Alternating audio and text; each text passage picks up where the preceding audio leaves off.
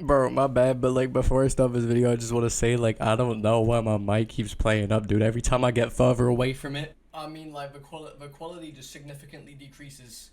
So this video is gonna probably be a little bit quieter than usual, and you know occasionally getting like this. I'm really sorry.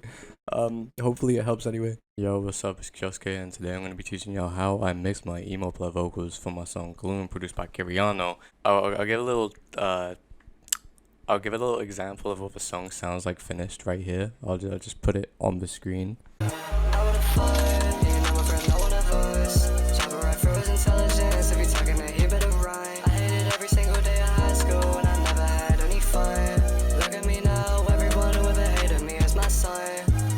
Right, okay, so the first thing I always do when I start a song is, which a lot of people think is pretty weird, is I don't do my chorus first. I actually do my ad-libs first. Like at the very start of the song, I like to put some ad-libs, which sound like this. Yeah,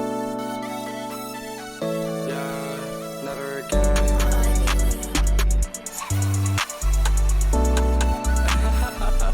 Yeah, never again. And the reason I like to do that is simply because it sets the vibe for the whole song. It helps people understand. It doesn't catch them fully off guard. Like obviously you don't want people to be listening to a song and expect a certain vibe which they're not gonna get. Obviously sometimes it's nice when people get caught off guard, but I don't really feel like it's this kind of genre of music that allows for that to be a very well executed plan. Obviously you can do flow switch ups and stuff, which I do occasionally, but I don't want to catch people too off guard with some weird vocals that don't make any sense on this kind of beat. So yeah, the first thing I always do is my ad-libs. To achieve these ad-libs, I have this preset right here. And this preset is literally just my EQ. Jesus Christ, it's big. It's just my EQ, because I really dislike my mic. Limiter. Auto-tune. Obviously, I need a lot of auto-tune because I suck at singing. This is what it sounds like without the preset on. Yeah, never again. Yeah, never again. Obviously that doesn't sound so good. So with the preset, we get this. I'm sorry about this. I'll do a tutorial on this at the end. But I'm sorry about my horrible singing. Obviously, after you put the preset on, it's gonna have all these nice effects on it, which will make it very like it'll fit into the song more. Yeah, never again. And I always have my ad-libs a little bit quiet so that they're not as loud as the main vocals that come into the song, which distinguishes the main vocals and the ad-libs, makes them different. You can definitely tell which one is which. Whereas yeah, I'm sorry, I just really want to talk about this fully. Anyway, so the next thing I like to do is I like to do my 2 layers right here. They're pretty much the same, but this one just gives it a little bit more fullness.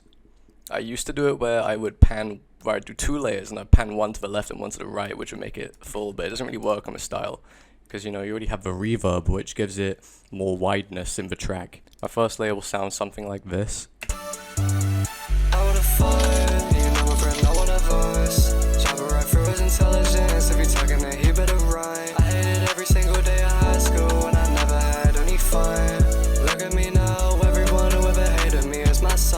And to achieve this sound, what I do is here is my preset. This is a Kyosuke preset. You can buy it. You can buy it from me. Just DM me on Instagram. I'll put my Instagram on the screen. Should be memorable, hopefully. But it's a convolver, obviously, because that's how you get this sound right here at the end, which sounds like, where it kind of sounds like reverb, but a little bit more futuristic kind of. And of course, reverb and convolver together makes it work really well. Chorus will help you when you're trying to have a more wide sound, obviously, which is also what this knob is for right here. This makes your sounds more wide. Obviously, I need a shit ton of auto-tune. I don't have humanize on for some reason, but I guess that's, I don't know. Limiter, EQ, all that good shit. Anyways, yeah. So without my preset, it sounds something like this. I would've thought, my friend, not one of us. Jabber right through his intelligence. If you talking, then he better run. I hated every single day of high school, and I never had any fun. Look at me now, everyone who ever hated me is my son. Yeah, that doesn't really sound too good. So the preset is really something that brings it up, makes it sound a lot better. Without this preset, I would be screwed. I'm so happy that I have it now. Obviously this is my preset. You ain't gonna find this preset anywhere else. If you want it, hit me up, instagram.com/complaint. Well, yeah. You know, it just sounds a lot better than it did before. The next thing that we have is this layer. This is the second layer, which sounds something like this.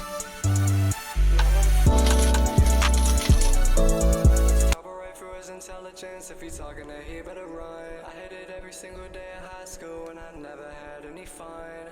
Look at me now, everyone who ever hated me is my son. Obviously this, you know, there's a lot more reverb on it, obviously, which is basically just my main preset with a little bit of you know, some little tweaks to it to make it work out more. I took off this, see right here, I have the high end raised a little bit because it helps to bring the vocals out.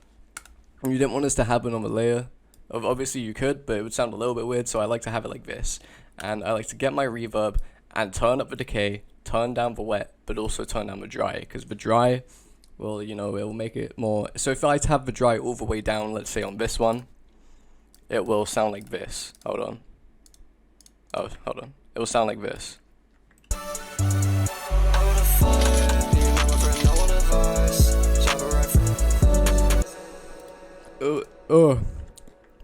It'll sound something like this. It will sound something like this.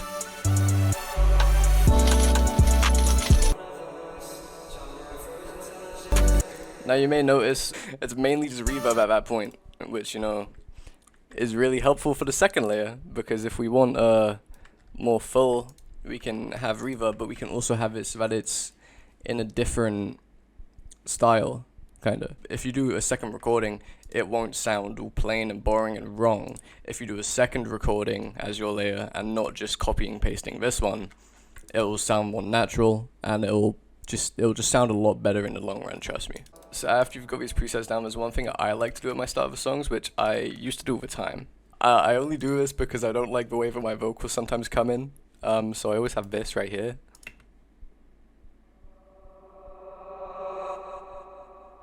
Which, you know, you might have heard in a lot of songs. And the way to achieve this sound is you will open up Edison.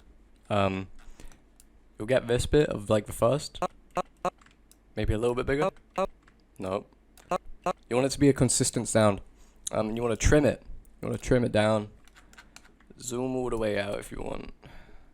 Then this little tunnel, it looks like a train kind of. Because, you know, tunnels have a lot of echo, which is reverb. Reverberation. You want to bring up the wet all the way, turn down the dry, add tail. You want to keep tail there. And you can preview it here. You might want to turn down the wet a little bit. There we go. I like the way that sounds.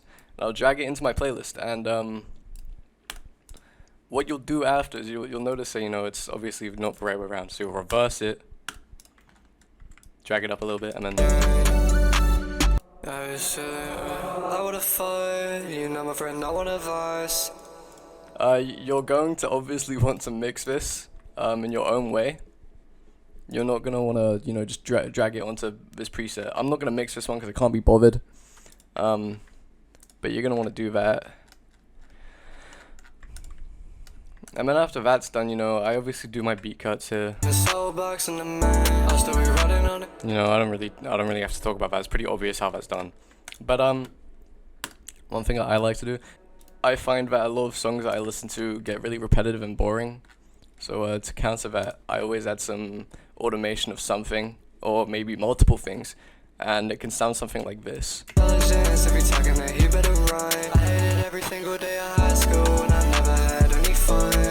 I really like the way that sounds. It's you know, it's just more of a lo-fi effect, and this can be achieved via the usage of the effector program, or just FX. What you'll do is you'll set this to lo-fi, move it wherever you want to. If you move it more this direction, there'll be more of a crackle and lower quality vibe, whereas if you move it more this way, it'll be more clean. So I always like to put it, you know, just wherever it sounds right. There's nowhere correct to put it. And obviously turn off bypass. You want to have bypass as this, and this is what will control, you know, the mix, the general mix on this effect. So what you'll do, for example, is you'll have your song here, and oh my god. You'll have your song here and you'll play it, and then Everyone who ever hated me is my sign. I can tell you're being nice, now when I look in your eyes. see if you move that dry/wet or automate it using an automation clip, you can create an effect like that.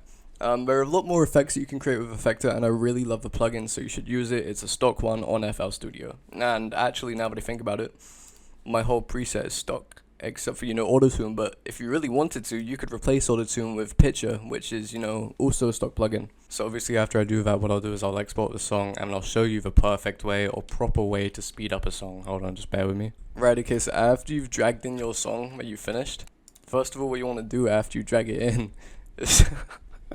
you want to get the original BPM for the song. So for me, it was 126, which sounds, Yeah,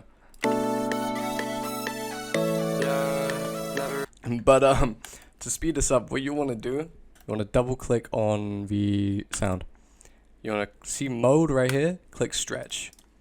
You want to turn up the BPM to whatever you feel fit. You want to turn up the BPM to whatever you feel is fit. So for example, 140 could do maybe. Let's listen.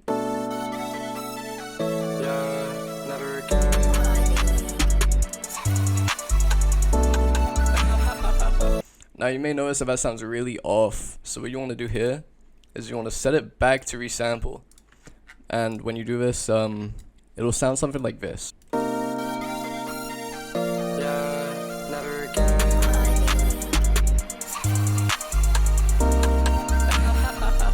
Yeah, never again. I said I wanna find you. So this is actually a really good way of speeding up your songs, because previously I was, just grabbing it, using this and just speeding it up, which obviously doesn't work after you've, stretched it out. But I was just, doing this, and I was like...